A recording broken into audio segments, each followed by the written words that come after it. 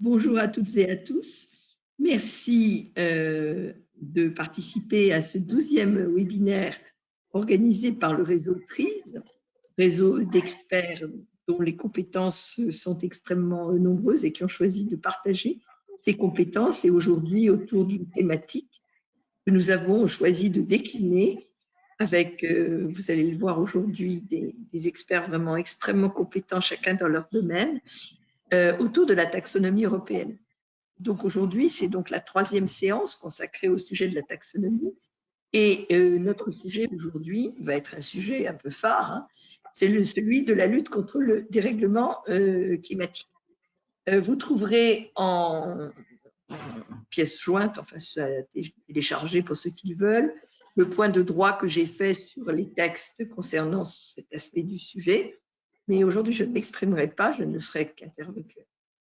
Présenter nos intervenants si tant est qu'ils aient besoin de l'être, en commençant par Raphaël Bourroman, qui est enseignant-chercheur en économie, conférencier, auteur de plusieurs ouvrages et un grand spécialiste des questions d'économie du climat et du climat. Donc je lui passe la parole pour une dizaine de minutes.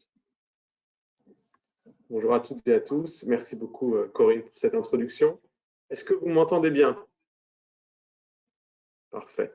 Alors déjà, pour présenter un peu un panorama général, je dirais que la question du dérèglement climatique est primordiale parce qu'on a atteint 1,1 degré de réchauffement climatique et que si on veut limiter la hausse de la température moyenne mondiale à 1,5, il faut agir immédiatement.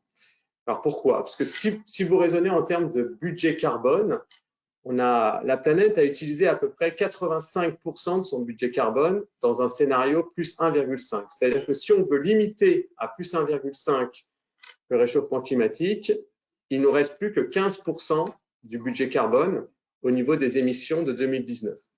Donc concrètement, ça veut dire qu'il reste 15 ans avant d'atteindre les 1,5 si on continue au rythme actuel. Alors, pour ne pas céder à l'éco-anxiété, il faut voir qu'il y a des solutions. Mais pour bien comprendre les solutions à mettre en place, il faut partir d'un diagnostic qui est le bon. Alors, où est le problème? Le problème, il réside dans le fait que depuis des décennies, vous avez 3/4 du système énergétique mondial qui est d'origine fossile.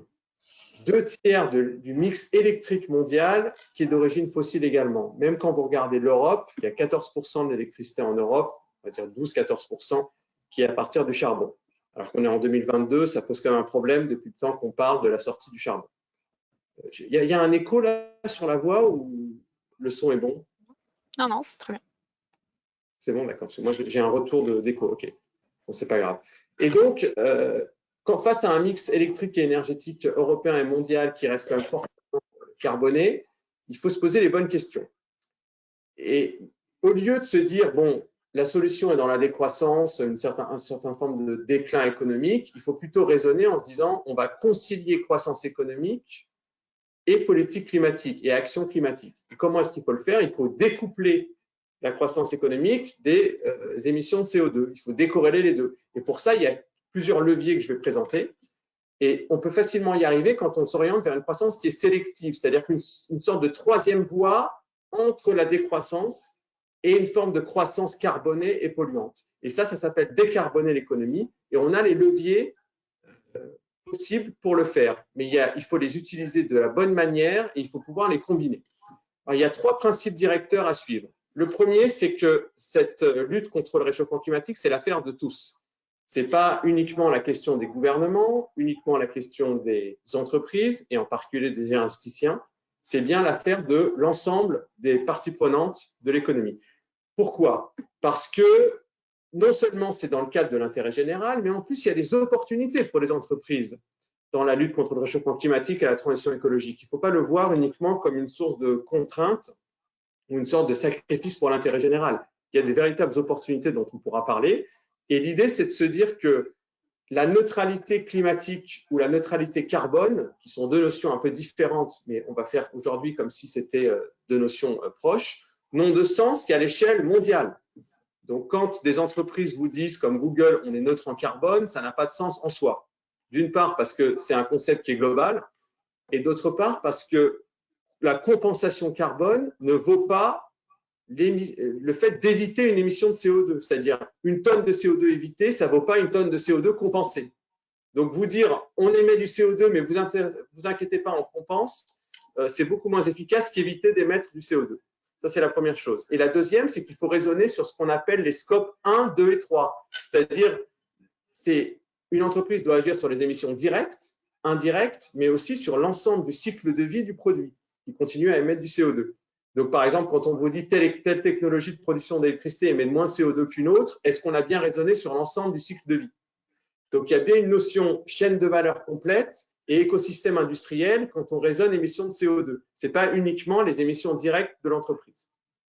Donc, premier principe directeur, c'est l'affaire de tous, tout le monde doit s'y mettre. Deuxième principe, il faut tenir compte des contextes, des réalités locales et nationales. Vous ne pouvez pas imposer le même timing à un pays qui consomme 40% de charbon pour son électricité d'un pays qui en consomme 2%. Il faut avoir une approche et une feuille de route qui soit opportune et faisable. Sinon, il ne va rien se passer. On va fixer des objectifs qui ne seront jamais atteints, qui seront toujours repoussés. Donc, pour ça, il faut tenir compte des contextes et des enjeux nationaux. Et troisième principe directeur, il faut avoir une approche globale. C'est-à-dire, vous ne pouvez pas dire on va tout miser sur une technologie, ou on va tout miser sur la sobriété, ou alors on va penser que la décroissance sera une solution. Non, il faut avoir une approche globale, un peu comme pour la crise sanitaire. Enfin, je ne dis pas que ça a été le cas, mais ça aurait dû être le cas. C'est-à-dire qu'il y a une palette de solutions qu'il faut utiliser en même temps, avec une bonne allocation des ressources. Si vous mettez tout sur une technologie et qu'il n'y a rien, par exemple, sur l'efficacité énergétique des bâtiments, dont on va parler après, l'immobilier étant un levier extrêmement important, ou qu'il n'y a rien, par exemple, sur l'efficacité énergétique dans le domaine, par exemple, d'autres secteurs d'activité, ou qu'il n'y a rien, par exemple, sur tout ce qui est digitalisation de la demande d'électricité, on n'y arrivera pas. On ne peut pas tout miser sur un seul levier, parce que ça risque d'être une impasse, que ce soit l'hydrogène ou une autre technologie. Et alors, quels sont ces leviers? Alors, comme on n'a que 10 minutes maximum, je vais être assez rapide. J'en ai identifié 4. Le premier, c'est évidemment la tarification du carbone, mais ce n'est pas l'alpha et l'oméga. Quand vous regardez au niveau mondial, vous avez environ 60% du PIB qui est sous une forme de régulation de tarification du carbone, mais à un prix beaucoup trop faible pour que ça ait un impact et que ça puisse contribuer à la décarbonisation de l'économie. Il faudrait que la tonne de carbone soit autour de 80 $ au niveau mondial pour que ça ait un effet. On est bien en dessous. Pour 75% des émissions, on est en dessous de 20 $ la tonne. Donc, tarification du carbone, oui, nécessaire, mais pas suffisant.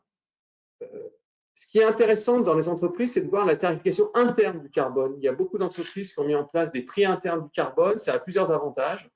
Ça permet d'orienter les investissements vers des investissements décarbonés. Ça permet de changer les conditions opérationnelles et la chaîne de valeur. Et ça permet d'anticiper de manière financière et opérationnelle des futurs prix du carbone plus élevés. Je vous rappelle qu'on approche les 100 € la tonne là. Donc, les entreprises qui ont mis en place des prix internes du carbone ont pu anticiper cela.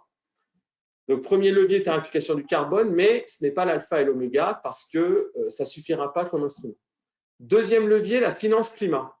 Pourquoi ne pas faire de la finance climat un développement, une généralisation massive pour pas que ça reste une niche de la finance globale? Actuellement, on voit que la finance a été une grande partie du problème, elle peut être une grande partie de la solution en orientant les investissements vers des projets décarbonés. Comment est-ce qu'on peut inciter les acteurs financiers à le faire? Il y a plusieurs méthodes. C'est le rôle de la régulation financière. Elle doit rendre les projets carbonés plus risqués. Les marchés financiers doivent intégrer le risque carbone dans l'allocation des risques.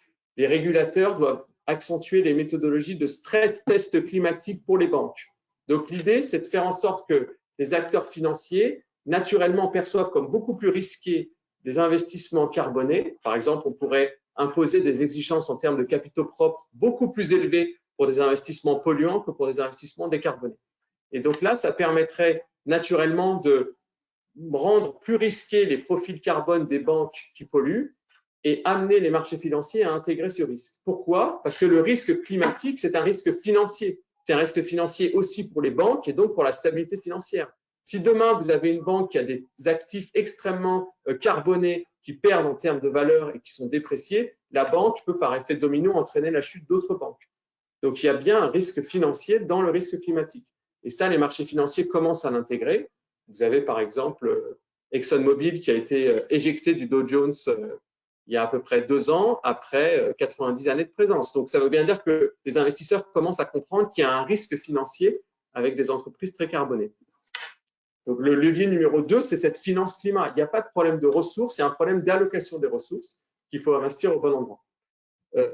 Troisième levier, la fiscalité écologique, il ne faut pas en avoir peur. Ça a été un fiasco en France parce que ça a été mal utilisé.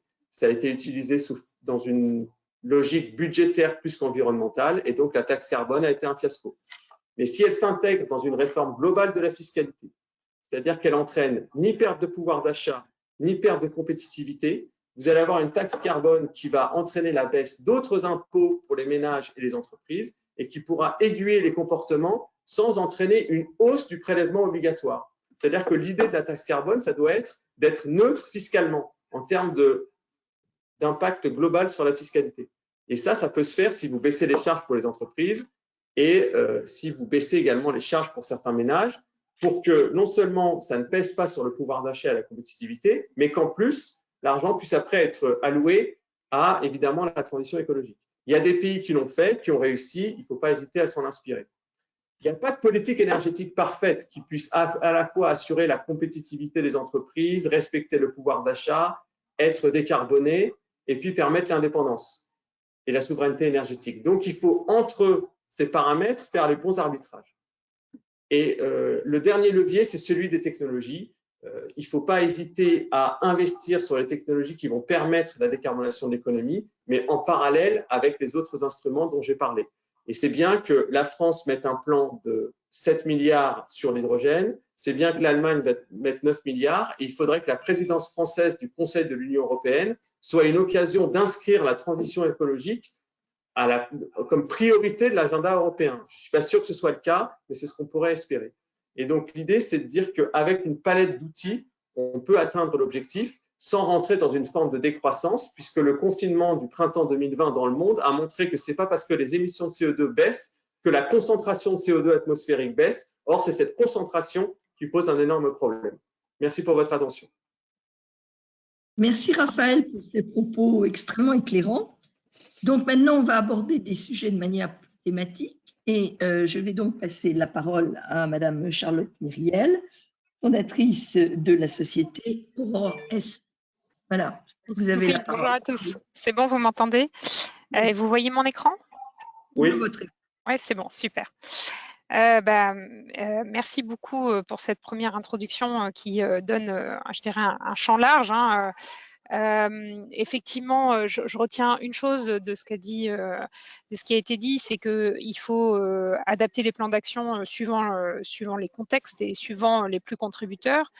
Dans ce contexte-là, on voit que les zones au niveau planétaire qui émettent le plus sont pas forcément situées en Europe, et l'Europe fait plutôt valeur de champion sur le plan climatique à l'heure actuelle.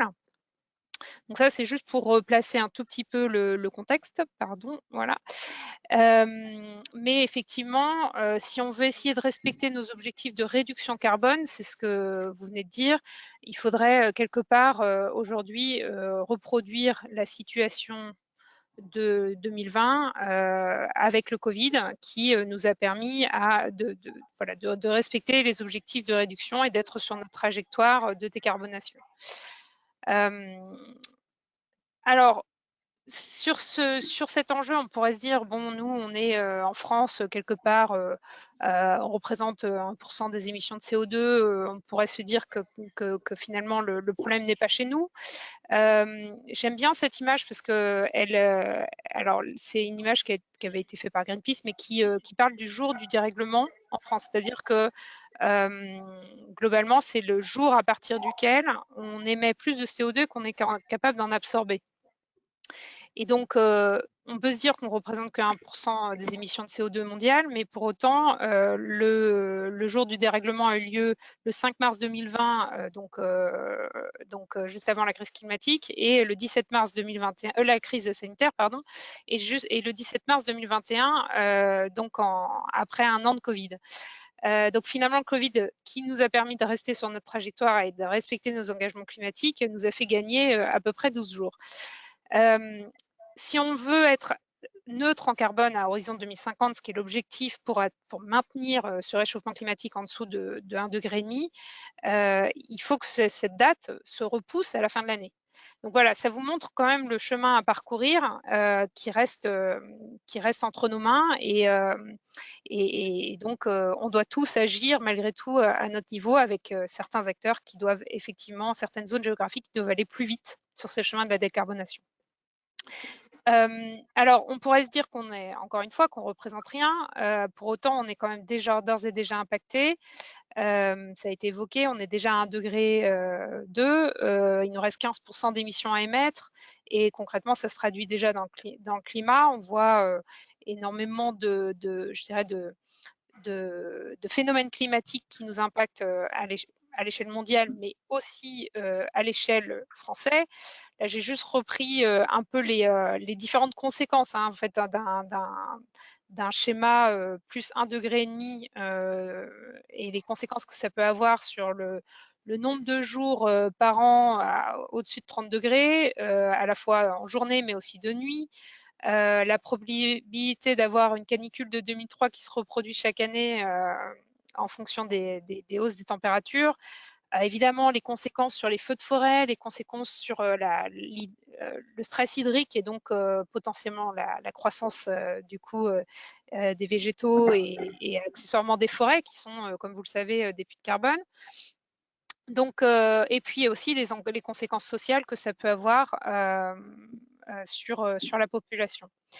Il y a un indice mondial des risques climatiques. Alors, on parle du réchauffement, mais c'est vrai qu'on ne peut pas parler du réchauffement sans parler d'adaptation. Donc, qui a été produit par Germanwatch en 2019, qui montrait qu'en Europe, la France était un des pays européens le plus exposé aux risques climatiques. Et ça se traduit concrètement au fait que 6 Français sur 10 sont aujourd'hui exposés aux vagues de chaleur et aux inondations de manière très concrète dans leur vie quotidienne. Et potentiellement, la Fédération française des assurances a montré que ces conséquences auraient des impacts directs sur la hausse des dommages matériels, c'est-à-dire concrètement les coûts que les assurances pourraient verser aux propriétaires pour compenser ou prendre en compte les dommages liés au réchauffement climatique sur leurs biens. Alors moi, je vais vous parler évidemment d'immobilier puisque c'est plutôt mon secteur d'activité, même si l'immobilier rentre aussi dans tous les enjeux qui viennent d'être évoqués. Et aussi parce que quand on parle de réchauffement climatique, on parle aussi d'adaptation au réchauffement climatique et que le lieu où tout le monde vit est évidemment un des premiers leviers sur lesquels agir pour je dirais, s'inscrire dans une trajectoire compatible avec nos objectifs de climat. Ça, c'est la répartition des émissions de CO2 à l'échelle mondiale et on voit que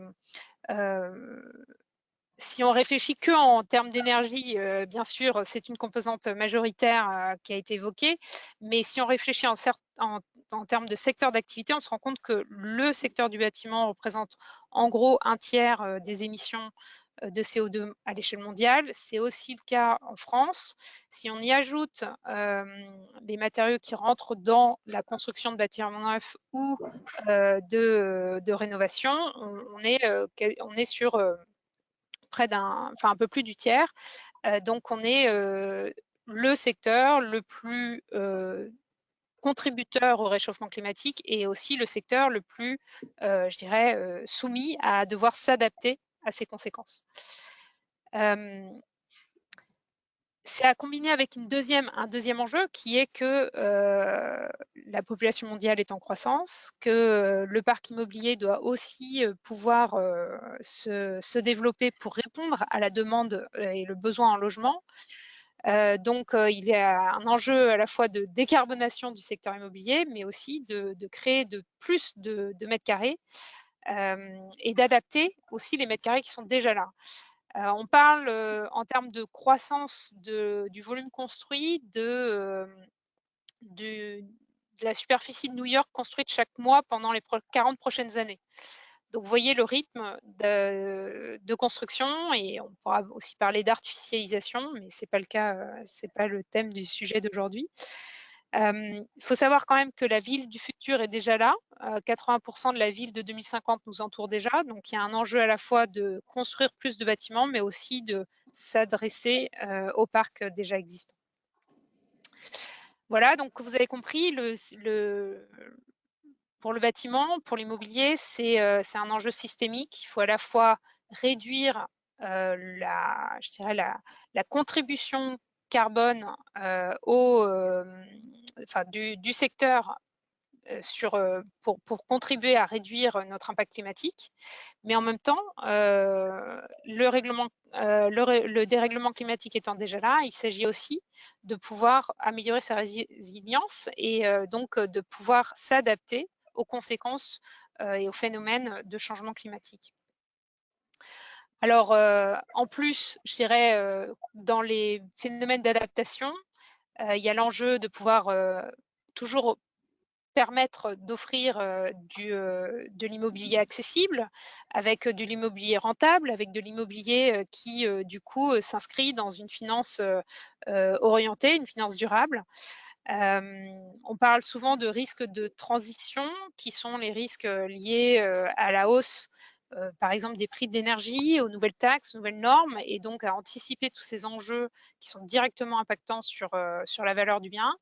Et puis les risques plus physiques, donc là, s'assurer que les logements restent confortables, que du coup, ils ne deviennent pas obsolètes, qu'ils répondent aux besoins aussi de densification et de devoir construire plus de mètres carrés. Ça a évidemment des enjeux sur les marchés financiers, mais c'est vrai que là-dessus, je pense que Loïs vous en parlera un petit peu plus. Donc, on a bien compris, effectivement, pour le secteur immobilier, l'enjeu passe par de lutte contre le réchauffement climatique, passe par l'atténuation, donc c'est de réagir sur les causes, réduire l'empreinte carbone du secteur immobilier, à la fois du neuf et du parc existant, puis également s'adapter. Alors, comment est-ce qu'on fait ? Juste, et je finirai là-dessus sur les quelques leviers. Le premier point, c'est évidemment de rénover le parc existant en limitant un maximum les démolitions. Il y a vraiment un enjeu pour le secteur immobilier de s'attaquer à ce qu'on appelle le recyclage urbain, à savoir vraiment réinvestir les lieux déjà existants. On a parlé de 80% de la ville qui est déjà construite. Il faut l'adapter à ce climat de 2050. Il faut également réfléchir à une piste à la meilleure performance énergétique, et donc être plus économe en kilowattheure, en consommation énergétique, mais réfléchir aussi en CO2 et donc penser au mix énergétique, réfléchir aussi aux différents leviers sur les sources d'énergie disponibles pour le secteur immobilier. Être plus flexible aussi dans sa demande et dans ses usages. Quand on parle de la ville, c'est aussi repenser l'urbanisme tel qu'on le conçoit aujourd'hui, à savoir un besoin croissant de mètres carrés et donc une extension vers les zones agricoles, vers des espaces où on recycle, enfin des espaces urbains où on recycle les différentes friches, on transforme l'existant et également on intensifie les usages. Voilà. Bien sûr aussi un besoin de s'adapter au réchauffement climatique. Donc dans la rénovation, l'idée étant de prendre en compte les besoins d'adaptation au réchauffement climatique et les différents risques physiques dont on a parlé tout à l'heure. Et la bonne nouvelle, pour je dirais, boucler avec ce qui a été dit précédemment, c'est que l'atteinte de la neutralité implique effectivement une réallocation des financements à l'échelle européenne. Là, ça, c'est des chiffres à l'échelle européenne. On parle de 28 000 milliards d'euros à dépenser dans les 30 prochaines années. Si on zoome sur le secteur du bâtiment, c'est 280 milliards d'euros à dépenser chaque année pour adapter le secteur aux objectifs climatiques. Aujourd'hui, c'est des volumes financiers qui sont déjà là, qui sont déjà disponibles, qu'il s'agit de réallouer, de réorienter. Et puis, pour finir sur une bonne nouvelle, c'est que c'est aussi créateur d'emplois. Donc, ça doit aussi pouvoir inspirer nos dirigeants dans le dernier levier qui a été évoqué sur le plan réglementaire. Voilà. Je voulais passer la parole à Louise. Est-ce que vous pourrez mettre à disposition, enfin tous d'ailleurs, vos slides de manière à ce que nos auditeurs ou ceux qui nous regarderont en replay puissent en prendre connaissance? Oui, bien sûr, il n'y a aucun problème. Merci. Alors, je passe maintenant la parole à Loïs Moulas. Nous sommes tous membres du réseau TRIS, bien sûr, qui est créateur et directeur général de l'OID et président de la société WillTRIS, pour parler aussi des sujets, je dirais, immobiliers et plus largement. Voilà, Loïs, vous avez la parole. Bonjour Corinne, bonjour à tous. Oui, merci pour cette introduction. Effectivement, je me qualifierais d'entrepreneur sur le secteur de l'immobilier durable dans lequel, en fait, j'ai commencé en 2008, un petit peu concomitamment aux lois Grenelle de l'environnement, à m'intéresser à tous ces sujets. Aujourd'hui, pour autant, je voulais intervenir en tant que directeur général de l'OID. L'OID étant une association reconnue d'intérêt général qui produit un certain nombre de ressources sur le secteur du bâtiment. Alors, l'exercice et le fait que nous soyons en distanciel ne nous permet pas de rebondir du tac au tac, mais si vous me permettrez, je voudrais quand même apporter quelques commentaires ou observations par rapport à ce qui a pu être dit. Par rapport justement à ce que tu disais, Charlotte, sachez qu'il existe un outil gratuit en ligne qui permet de visualiser dans différents horizons temporels les aléas climatiques que nous allons subir en France. Cet outil s'appelle BAT-ADAPT et nous l'avons créé à l'OID de manière à faciliter aussi bien le grand public que les acteurs privés du bâtiment, la compréhension des risques liés au changement climatique, répondre à leurs obligations aussi en matière d'analyse de risque, et enfin, connecter ça à un guide de solutions d'adaptation au changement climatique. Donc aujourd'hui, si vous allez sur cet outil, il est gratuit, il est en ligne. Vous pouvez taper l'adresse de vos parents et voir ce qui va se passer dans 30 ans, par exemple. Et la bonne nouvelle, c'est que dans 3 mois, nous élargissons le périmètre de cet outil à l'Europe entière parce que les investisseurs institutionnels auxquels nous nous adressons ont de plus en plus de patrimoine européen. Et nous allons en parler d'ailleurs avec la taxonomie européenne. De plus on avance dans le temps, plus les réglementations européennes en matière de durabilité vont contraignantes et vont s'accélérer. Voilà, ça c'était un petit sujet sur l'adaptation. Après, juste, moi, j'avais un commentaire à faire quand on dit qu'en France, on émet peu de gaz à effet de serre.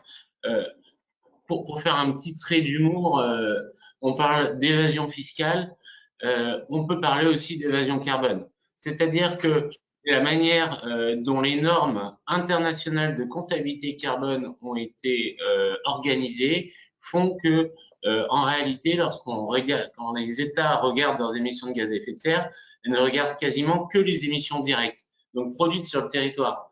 Mais lorsque vous faites tout produire, manufacturer en Chine ou ailleurs, eh bien forcément, il y a une grosse partie de ces émissions qui disparaissent de votre bilan national.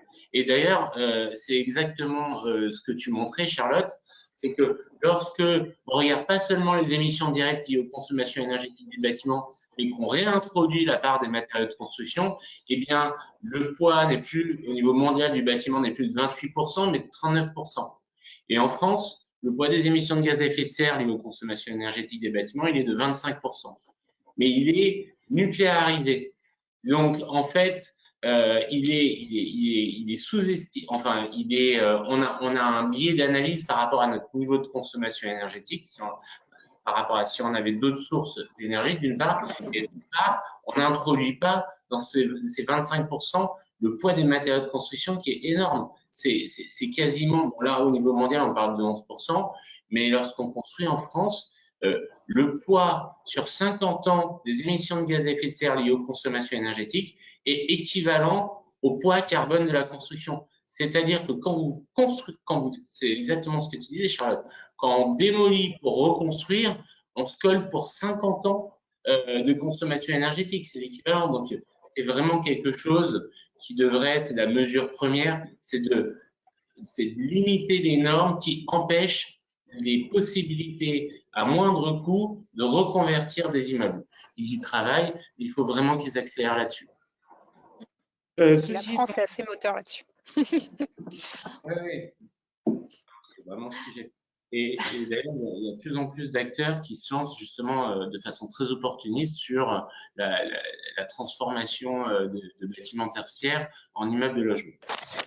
Ceci étant dit, donc je vais repartir sur le sujet pour lequel on m'avait invité. Je m'excuse que je prenne un chronomètre d'ailleurs, parce qu'en général, je parle beaucoup. Alors, donc, la taxinomie européenne. La taxinomie européenne, c'est une réglementation qui vise à établir les critères qui permettent de déterminer si une activité peut être considérée comme durable sur le plan environnemental. C'est l'article 1 que je cite. Comment j'enlève cette fenêtre? Excusez-moi, j'essaie. Ouais. Ah, c'est pas parti. Bon, vous voyez, j'ai un problème. J'ai cette fenêtre là qui. Vous savez comment je peux la réunir? Attendez, j'ai pu faire l'espagnol. Bon. Ok. Donc, la taxinomie, elle vise à établir un certain nombre de critères selon 6 objectifs environnementaux qui sont l'atténuation du changement climatique, l'adaptation, la gestion durable des ressources de l'eau, l'économie circulaire, la biodiversité et enfin la pollution. Sur ces 6 objectifs, de façon matricielle, pour chaque secteur économique déterminé dans cette taxinomie, eh bien, des critères ont été établis pour établir le fait que cette activité puisse être dite verte ou pas. C'est assez fort comme ambition, puisque en fait, ça normalise partout en Europe le fait qu'un produit, quel qu'il soit, à partir du moment où il rentre dans cette nomenclature, soit vert ou non. Alors que historiquement, pour le secteur du bâtiment, celui qui me concerne, le fait d'être vert, c'était le fait d'être DPE A ou B, diagnostic de performance énergétique. C'était le fait d'avoir une certification environnementale ou de ne pas en avoir. Eh bien, cette réglementation, elle vient un petit peu empiéter sur cette manière de considérer si des bâtiments étaient verts ou pas, et elle s'inscrit en fait dans tout un plan européen pour la finance durable. Donc, comment elle marche concrètement? L'idée, c'est que sur la base de ce référentiel, sur ces différents objectifs, les acteurs puissent évaluer les activités qui sont éligibles ou pas à la taxinomie. Donc, je vous le montre après. Pour le secteur du bâtiment, vous avez 7 sous-activités qui sont éligibles. La construction de nouveaux bâtiments, l'acquisition et la gestion de biens immobiliers, par exemple, ou 7.2, rénovation de bâtiments existants.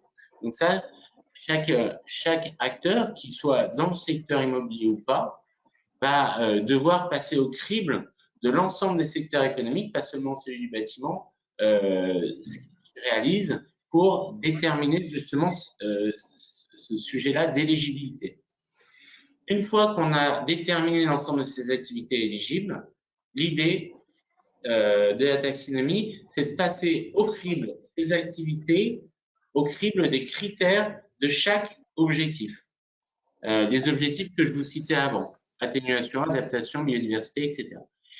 Et c'est ainsi que sur ces objectifs, un acteur pourra reporter, selon une grille qui est en train d'être normalisée, la part de ces activités qui seront vertes. Ce qui est intéressant à voir là-dedans, c'est qu'in fine, le reporting, il se situe en valeur financière et non pas en valeur extra-financière. C'est-à-dire que historiquement, les réglementations environnementales demandaient de dire consommation énergétique, gaz à effet de serre, etc. Là, en fait, on fait tout ce travail sur les activités, sur l'alignement en fonction d'un certain nombre de critères, et à la fin, on va dire j'ai 30% de mon chiffre d'affaires qui peut être considéré comme vert, parce que j'ai 30% de mes revenus locatifs qui sont issus de bâtiments qui respectent tel critère de la taxonomie. Voilà, d'une certaine manière, comment ça fonctionne. Ce qu'il faut voir aussi par rapport à cette réglementation, c'est qu'elle ne va pas seulement venir impacter le reporting des entreprises, elle vient aussi préfigurer un écolabel européen des produits verts qui devrait sortir à terme. En France, pour ceux qui le connaissent, vous avez le label ISR qui s'applique aussi bien sur les valeurs mobilières que sur les valeurs immobilières. Et vous aviez aussi un label qui s'appelait Tech, qui a été rebaptisé label Greenfin. Eh bien, ce label Greenfin, aujourd'hui, dans le secteur du bâtiment, il a été mis d'une certaine manière en stand-by et il va revenir par la porte européenne en s'appuyant justement sur tout ce référentiel qui a été créé au travers de la taxonomie. Petit point de détail quand même, je parlais de 6 objectifs tout à l'heure. Il y a 2 objectifs atténuation et adaptation qui sont arrêtés, donc tous les critères ont été déterminés. Les 4 autres objectifs sont en cours de consultation encore. Donc, il faudra attendre, je crois, la fin du premier semestre pour qu'ils soient définitivement arrêtés. Voilà. Donc, je rembobine.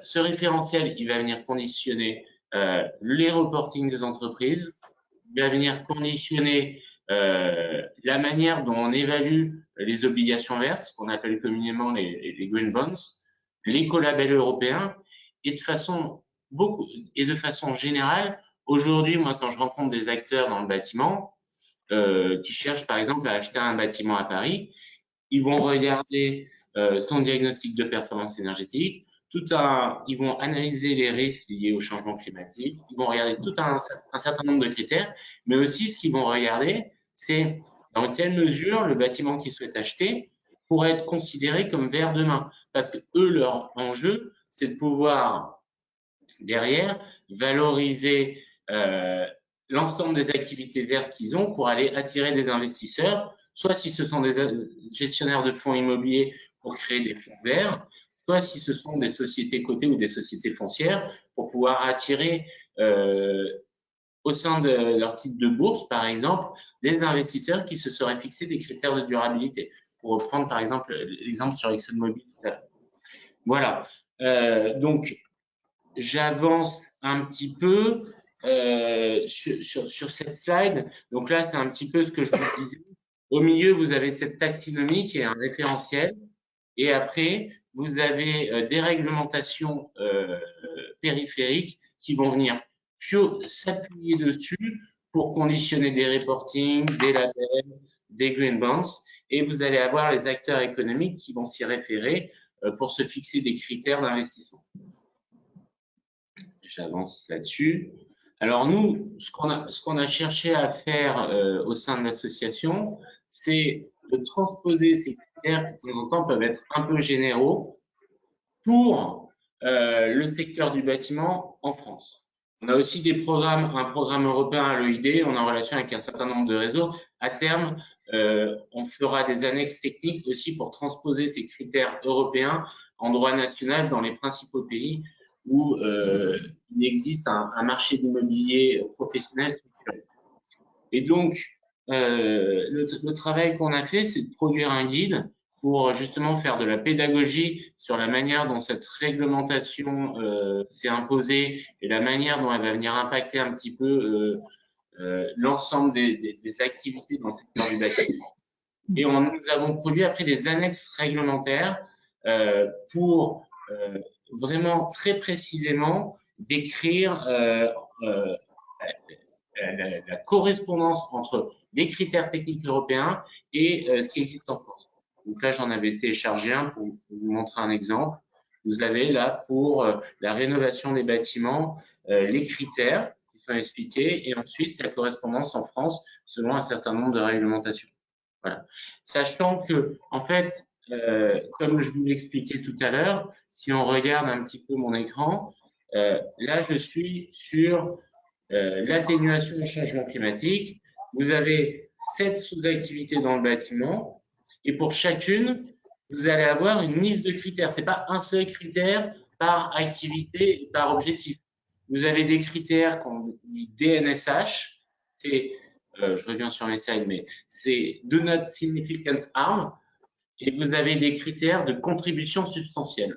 Exemple, lorsqu'on est dans l'acquisition, la propriété de bâtiment, pour être considéré comme vert, votre bâtiment doit être soit des PEA, soit être dans le top 15% en termes de consommation énergétique réelle de son marché.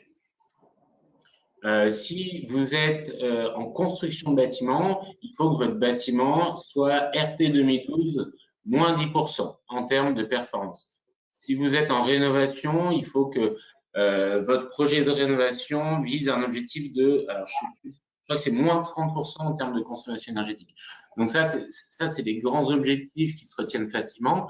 Et après, il y a tous les sous-objectifs sur le Do Not Significant Harm. Et quelque chose en général qui est parlant, c'est celui, par exemple, pour l'acquisition des propriétés, de ne pas accueillir d'activités de production d'énergie fossile. C'est-à-dire que vous pouvez respecter tous les critères du monde. À partir du moment où votre bâtiment accueille une activité de production d'énergie fossile, vous ne pourrez pas le considérer comme vert. Voilà pour l'exemple. Donc, je vois que l'heure a tourné. Ce que je voulais juste vous montrer ceci parce qu'on pourra en parler des heures pour ceux que ça intéresse, vous puissiez après aller vous documenter, sachant que toute cette documentation-là est disponible, hein, d'intérêt général, donc tout est rendu public. Voilà, nous avons aussi produit des notices pour traduire en France ce que ça veut dire un bâtiment dans le top 15%. Par exemple, un bureau, c'est un bureau qui consomme moins de 206 kWh en énergie primaire par mètre carré par an. Donc, on a produit un certain nombre de notices sur l'atténuation, mais aussi sur l'adaptation. Là, c'est un screenshot de l'outil dont je vous parlais en introduction BATADAPT. Et enfin, une foire aux questions. La foire aux questions, je pense qu'elle va vivre parce que, en fait, de notre point de vue, la taxonomie européenne et la manière dont elle va s'appliquer est un véritable tsunami pour le monde de la finance verte. Elle va vraiment venir impacter à tous les niveaux les secteurs économiques. Et d'une certaine manière, nous, notre objectif, c'est d'accélérer la transition écologique. Donc, on s'en réjouit. Et si on peut accompagner les acteurs à s'approprier en créant des outils, ça rentre pleinement en droite ligne avec nos intérêts. Donc, ce que je voulais dire par là, c'est qu'il y a une foire aux questions et que de toute façon, ça va être un travail itératif parce que les acteurs commencent à peine à appréhender ce nouveau dispositif. Et en plus de cela, ce qu'il faut aussi avoir en tête, je pense, à un recul, c'est qu'il y a quand même un changement un petit peu de paradigme actuel depuis 1 ou 2 ans. C'est-à-dire qu'on avait l'habitude d'avoir un droit national français assez contraignant sur les questions de durabilité et européenne qui mettait un certain temps à se transposer en droit français. Eh bien, moi, je trouve qu'avec le plan européen pour la finance durable, cela a complètement changé et de plus en plus, ces acteurs se retrouvent pris de court par les nouvelles obligations. La réglementation SFDR, là, je vous parle de la taxonomie et il y en a d'autres encore à venir. Voilà, je comprends. Merci Loïs. C'était tout à fait intéressant. Je rappelle que les 3 premiers webinaires qu'on a faits ont été consacrés d'une part à la présentation générale de la taxonomie. La dernière fois, c'était à l'adaptation, justement en reprenant les éléments dont vous venez de parler et le panorama du nombre formidable d'activités qui sont concernées en réalité. Donc aujourd'hui, on est sur ce 3e objectif qui est celui de la lutte contre le dérèglement. Donc, vous trouverez puisque Loïs nous a magnifiquement décrit ce qui se passait pour l'immobilier.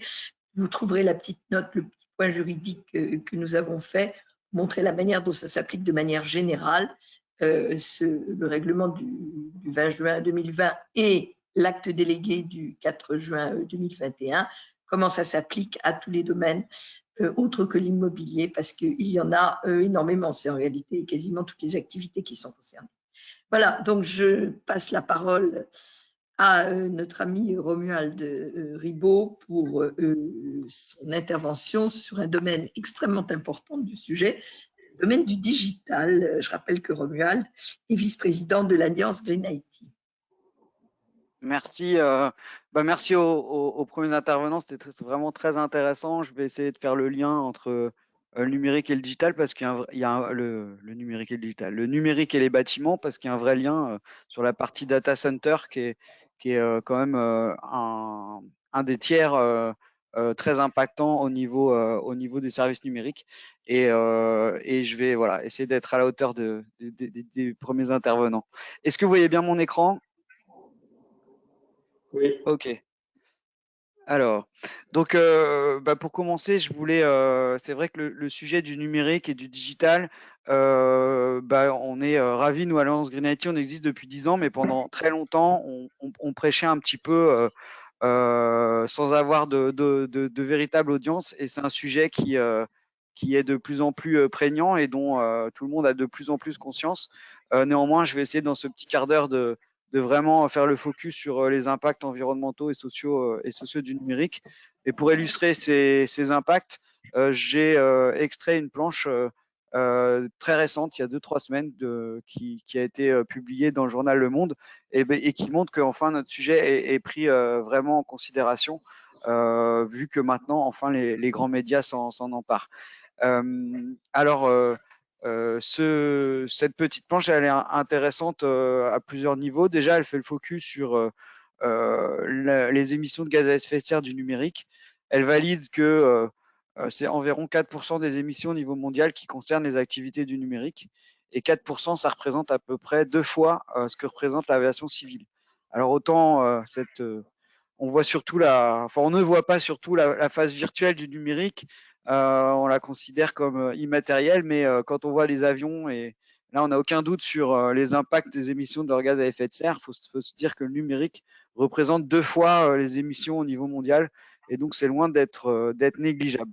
En matière d'énergie et d'électricité en particulier, alors là il y a un gros chiffre sur 10%, ça tourne entre 6 et 10%, c'est assez difficile d'avoir la bonne mesure finalement, mais on voit comment, pareil, au niveau mondial, la phase d'énergie est importante. Mais mon discours est de rappeler que les impacts du numérique ne sont pas que les émissions de gaz à effet de serre et la consommation énergétique. C'est bien plus large que ça. Je vais avoir l'occasion de le détailler juste après. Je voulais juste revenir sur 2 chiffres aussi. Bien entendu, cette planche elle a vocation à être partagée, donc tous les auditeurs pourront la regarder dans le détail.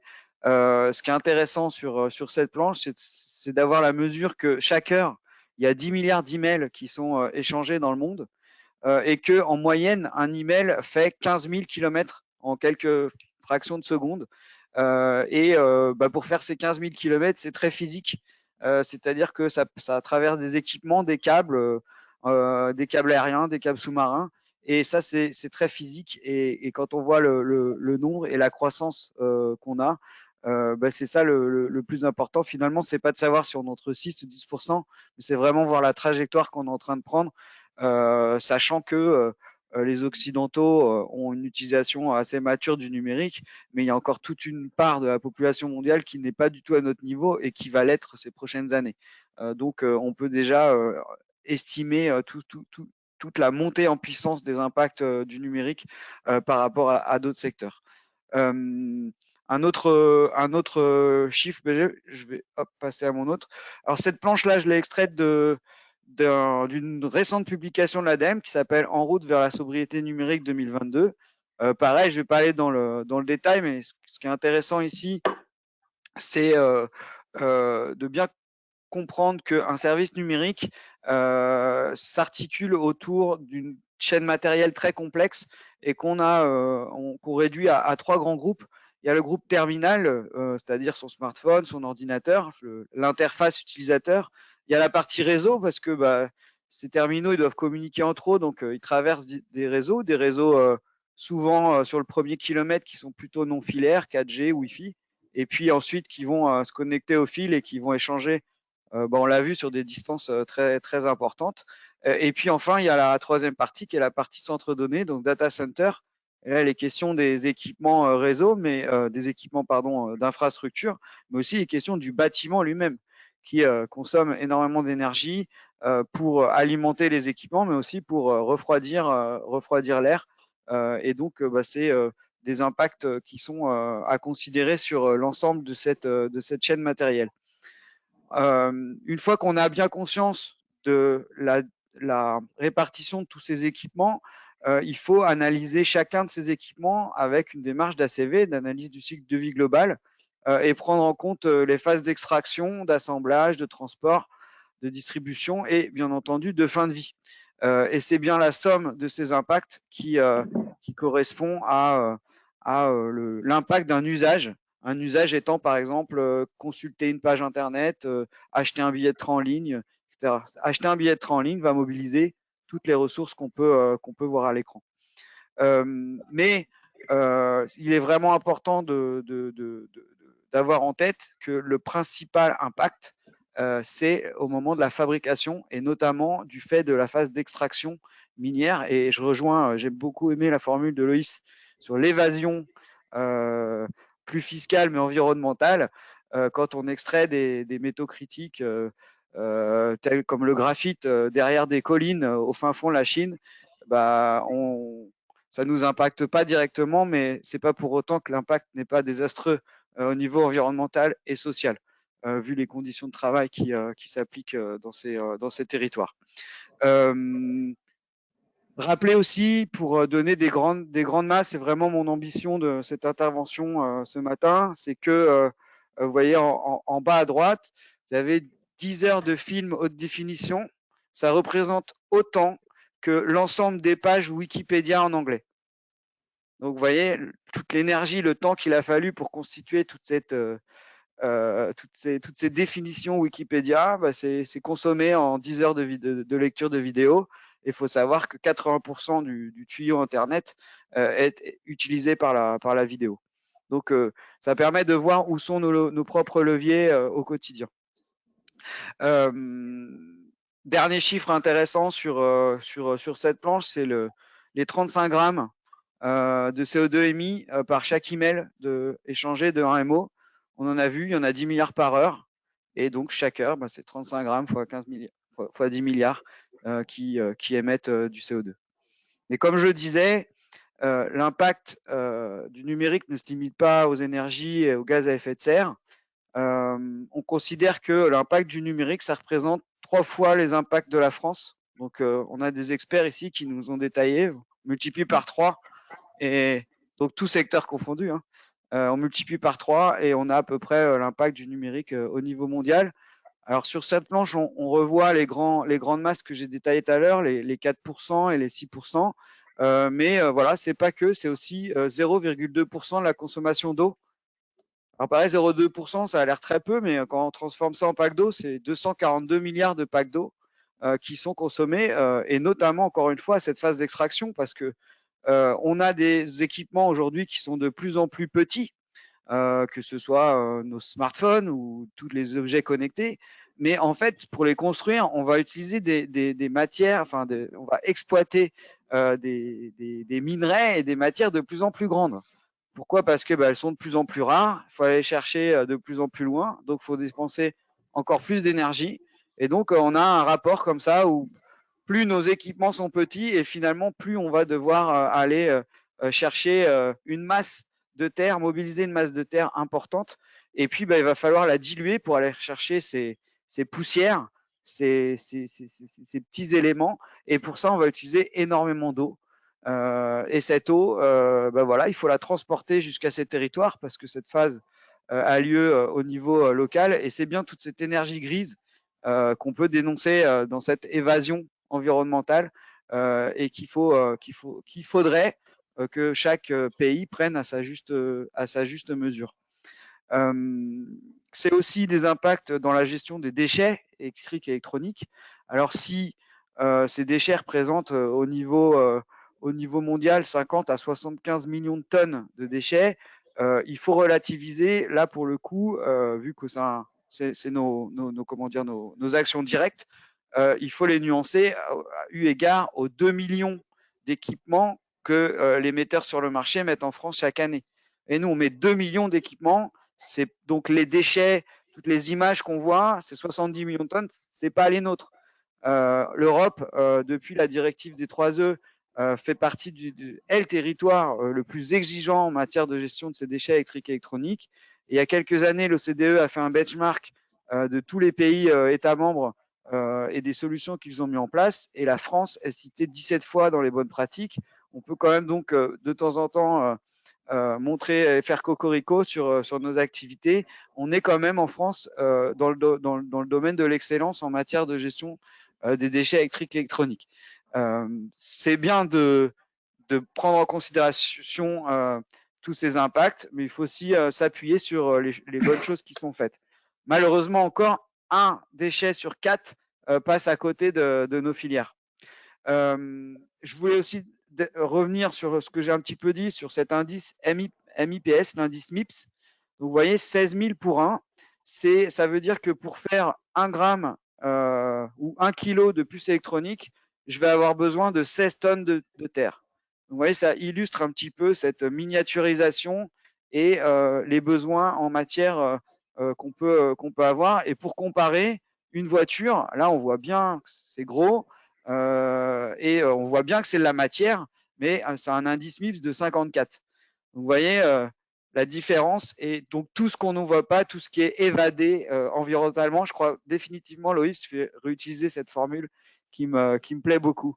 Donc, au final, les impacts sont climatiques, ont des impacts sur la biodiversité, que ce soit dans la gestion de déchets, mais aussi dans les traitements qui ont lieu pendant la phase d'extraction. Et puis, ils ont des impacts sur les ressources qu'on utilise pour tous ces équipements électriques et électroniques.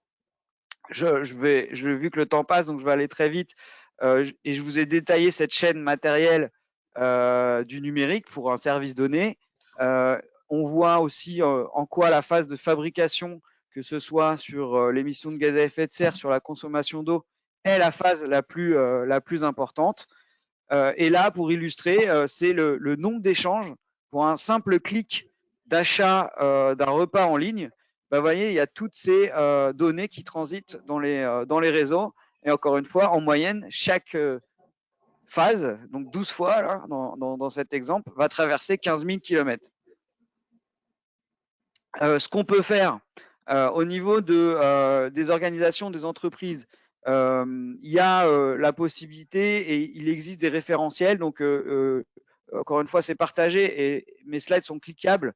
Ça renvoie vers différents référentiels.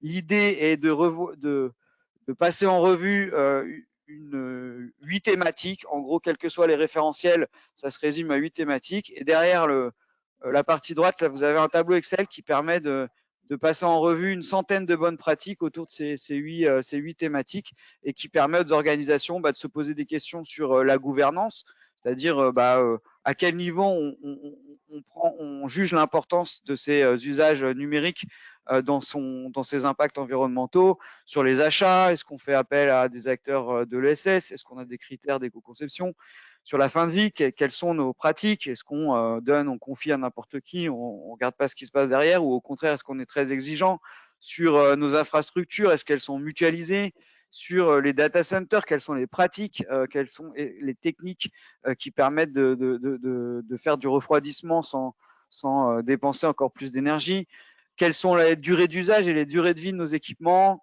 l'impression aussi, voilà, c'est quels sont les traitements non consommables. Donc bref, vous avez à peu près 8 grandes thématiques qui permettent de passer en revue et puis d'analyser l'ensemble des données qu'on a collectées et de déterminer un plan d'action en visant bien entendu ce qui a le plus d'impact. Et pour finir, je crois que s'il y a quelque chose à retenir, c'est ces 5 points-là.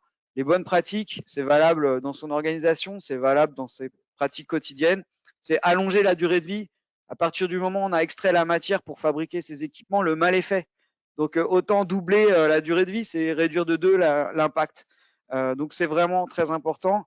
Alléger les données des équipements. Alors, ça a l'air anecdotique, mais l'intérêt, c'est pas l'impact de la donnée stockée. C'est que la stocker pour rien, bah, ça fait qu'on va devoir racheter des équipements. Donc, autant éviter un nouvel achat en ayant une démarche de nettoyage régulière de ces données, surtout quand, à titre personnel, on stocke les photos du chat ou de la grand-mère qui sont floues en dimension 4:3, qu'on ne regardera jamais et qui sont doublées, backupées 10 fois. Voilà, c'est beaucoup d'énergie pour rien. Bien gérer ces déchets parce qu'on a vu les désastres que ça peut causer quand c'est mal géré. Mettre en place des mesures et se challenger, je pense que c'est aussi, ça fait partie des principales choses à faire pour avoir une démarche d'amélioration continue.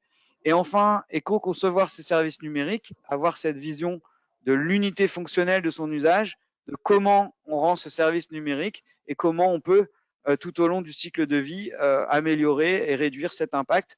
Si on ne le fait pas nous-mêmes parce que c'est pas notre métier de développer des services numériques, on en consomme tous, donc on a le droit aussi d'imposer quelques critères à nos prestataires.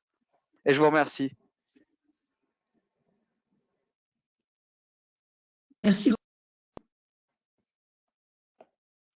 C'était tout à fait passionnant, merci beaucoup. Je ne sais pas si on a des questions, mais il est très tard, je ne veux pas vous empêcher d'aller déjeuner quand même. Est-ce qu'il y a des questions? Alors, on a juste une question. Alors une question. Allez-y. Oui, une seule. La taxonomie européenne a été dévoyée par le secteur nucléaire considéré comme durable, dont la seule durabilité certaine est celle de la dangerosité de la pollution de ces déchets. Le critère des émissions de CO2 autorise-t-il à devenir aveugle sur la production de plutonium dangereux pour 240 000 ans? C'est un autre sujet. Raphaël peut répondre peut-être là-dessus. Non, je vais vous laisser répondre, Corinne. Bon, dans le petit document que j'ai fait sur la taxonomie, sur ce secteur-là, j'ai fait un petit focus sur le gaz et le nucléaire. Donc, je pense que la personne qui a posé cette question, il trouvera sa réponse. Je rappelle simplement que, comme l'a rappelé Loïs tout à l'heure, pour être durable, il faut non seulement s'inscrire dans un des 6 objectifs, mais il ne faut pas contrarier les 5 autres. Or, à l'évidence, on a un léger problème avec les déchets radioactifs. Voilà ce que je peux répondre, mais peut-être Raphaël, tu rajoutais un point là-dessus. Non, je suis d'accord. Bon, bah écoutez, merci beaucoup, c'était vraiment passionnant. Tous les documents qui ont été donc montrés se retrouveront sur le site et l'ensemble est bien entendu visionnable sur la chaîne YouTube. Très bonne fin de journée à tous et nous nous retrouvons dans 15 jours pour le 3e objectif de la taxonomie. Alors, je ne sais plus si on traite du sujet de la pollution ou de l'économie circulaire. Margot, vous savez. Économie circulaire. Voilà. Donc, dans 15 jours, nous traiterons le point numéro 3, c'est-à-dire économie circulaire. Très bonne journée. Merci. Merci.